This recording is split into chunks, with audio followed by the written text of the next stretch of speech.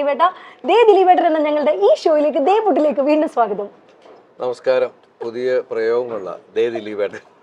അല്ല, കാരണം പുട്ടെന്ന് കേൾക്കുമ്പോൾ എനിക്കൊന്ന് ലോക മലയാളികളുടെ മനസ്സിലേക്ക് നമുക്ക് ദിലീപേട്ടന്റെ മുഖമാണ് ഇങ്ങനെ ഓർമ്മ കടന്നിങ്ങനെ ചാടിക്കേറി വരുന്ന ദിലീപേട്ടന്റെ മുഖമാണ്.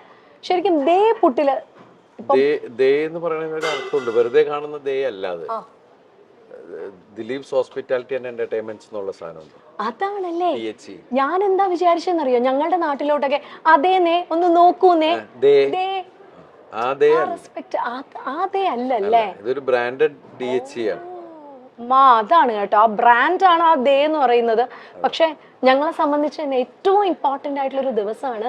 കാര്യം എത്രയോ നാളുകളായിട്ട് എനിക്കൊന്ന് മൈൽ സ്റ്റോൺ മേക്കേഴ്സ് എന്ന യൂട്യൂബ് ചാനൽ തുടങ്ങിയ തൊട്ട് ഏറ്റവും കൂടുതൽ അവര് ട്രാക്ക് ചെയ്യാൻ നോക്കിയിട്ടുള്ള ദിലീപേട്ടനെയാണ്. പിന്നെ ദിലീപേട്ടനെ ഇടി തരുന്നില്ല ദിലീപേട്ടൻ ഞങ്ങൾക്ക്.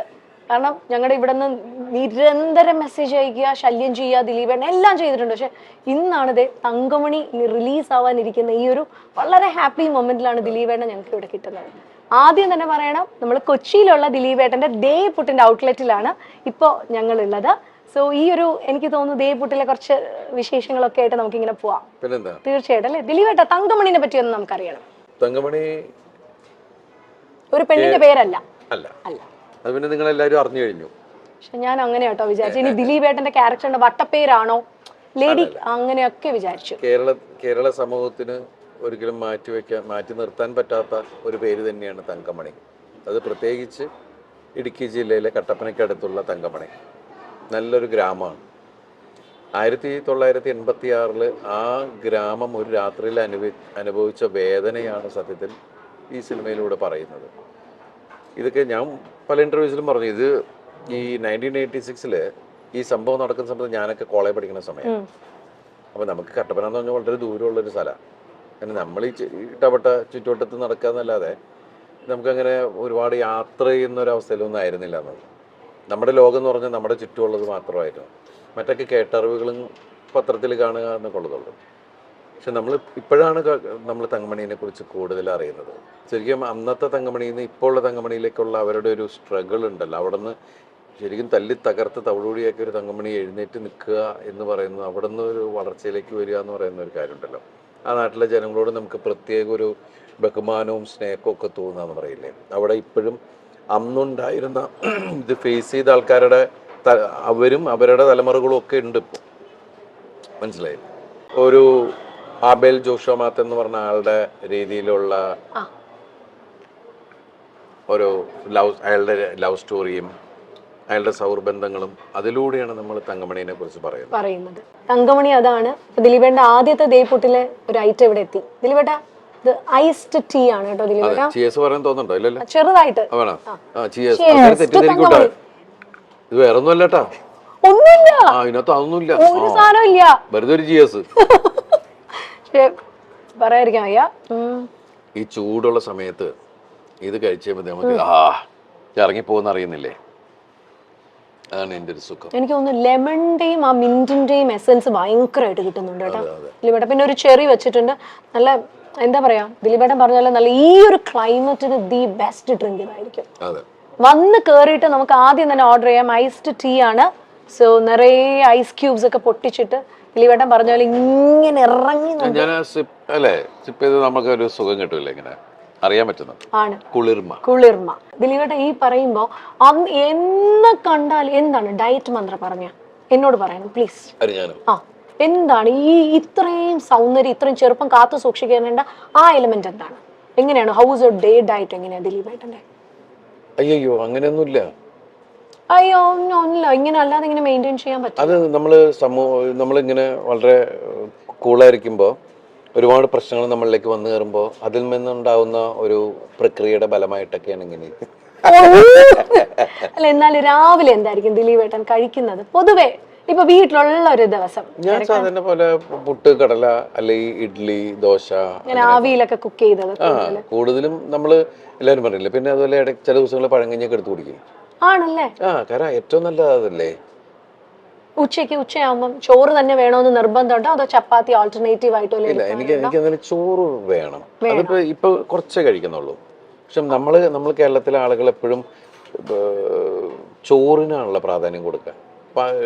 എല്ലാവരും പറയുന്ന ഇപ്പോൾ ഡയറ്റീഷ്യനോ ഡോക്ടേഴ്സോ അല്ലെങ്കിൽ ഇതിനെക്കുറിച്ച് നല്ല ഗ്രാഹ്യമുള്ള ആൾക്കാർ പറയുന്നത് നിങ്ങൾ പച്ചക്കറികൾ കൂടുതൽ കഴിക്കൂ, അല്ലെങ്കിൽ ഫിഷോ ചിക്കനോ അങ്ങനെയൊക്കെയുള്ള സാധനങ്ങൾ കൂടുതൽ കഴിക്കൂ എന്ന് വെച്ചാൽ പ്രോട്ടീൻസിന് പ്രാധാന്യം കൊടുക്കൂ എന്നുള്ളതാണ് പറയുന്നത്.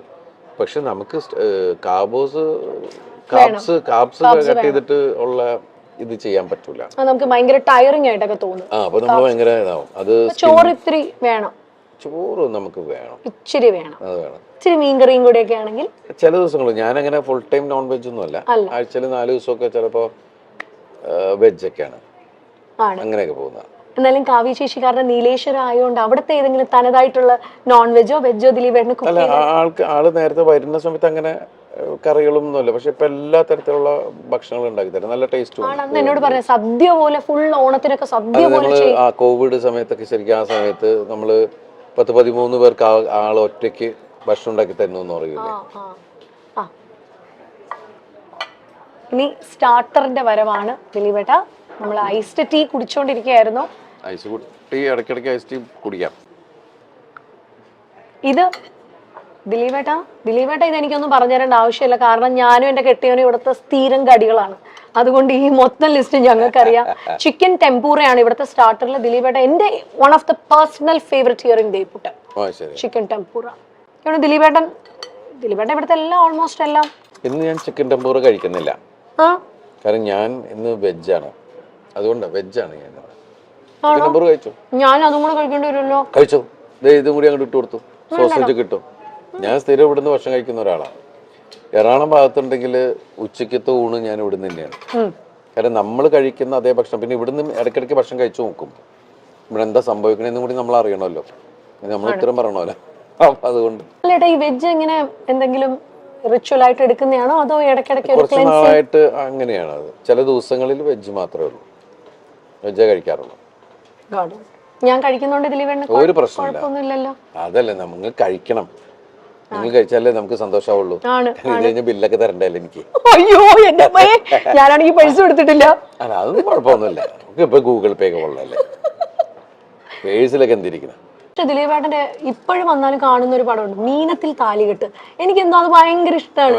എനിക്ക് ഇഷ്ടപ്പെട്ട സിനിമ. ഭയങ്കര ലൈറ്റ് ഒരു comedy, at the same time ഭയങ്കര ഫാമിലി ഇമോഷൻസ്. അന്ന് നമ്മള് ഞാനിങ്ങനെ ഉണ്ടാക്കിയ ഒരു തമിഴ് പടം കണ്ടപ്പോൾ കിട്ടിയ ഒരു ത്രെഡാണത്. അവിടെ നിന്ന് ഇങ്ങനെ ഇരുന്ന് മനസ്സിൽ ഇങ്ങനെ ഇരുന്ന് കോർത്ത് എൻ്റെ ഫസ്റ്റ് ഹാഫ് ഫുൾ നമ്മളിങ്ങനെ എന്നെ ഒരു ഇതുണ്ടാക്കി. സെക്കൻഡ് ഹാഫ് പിന്നെ ലാൽ ജോസും ഞാൻ ഓടിയാണ് അത് ഫുള്ളായിട്ട് എഴുതിയത്. AK സാജൻ, AK സന്തോഷാണ്. രസമായിട്ട് എനിക്ക് അതിനകത്ത് ഒരുപാട് ഡയലോഗ് അവരെ എഴുതിയത് ഞാൻ പൊട്ടിച്ചിരിച്ചു പോയിട്ടുണ്ട്. നമ്മളിങ്ങനെ 1 ലൈൻ പോലെ ഒരു സാധനം ഉണ്ടാക്കുന്നതിനേക്കാളും ഡയലോഗ്സ് എഴുതുന്ന വേറൊരു കലയാണല്ലോ. ഞാനിങ്ങനെ കൂട്ടുകാരൻ്റെ കല്യാണത്തിന് പോയിട്ട് ആണല്ലോ, മറ്റേ അയാളുടെ പെങ്ങളെയും കല്യാണം കഴിച്ചുകൊണ്ട് മറ്റേ വരികയാണല്ലോ. വന്നു കഴിഞ്ഞിട്ട് പിന്നെ വീട്ടിൽ കയറാൻ പറ്റാത്തൊരവസ്ഥയുണ്ട്. അപ്പോൾ ഞാൻ അമ്പിളിച്ചേൻ്റെ അടുത്ത് പറയുന്നുണ്ട്, പുള്ളി മാഷാണല്ലോ, ഇങ്ങനെ മാഷേ എനിക്കൊന്ന് വീട്ടിൽ പോകണമെന്ന് ആഗ്രഹമുണ്ട്. അപ്പോൾ പുള്ളി പറഞ്ഞത്, അത് നീ പട്ടാളത്തിലൊന്നും അല്ലല്ലോ ലീവ് എടുത്ത് വീട്ടിൽ പോവാൻ, അതിലൊന്നും ചാടിയാൽ പോരെ എന്നൊക്കെ ചോദിക്കുന്ന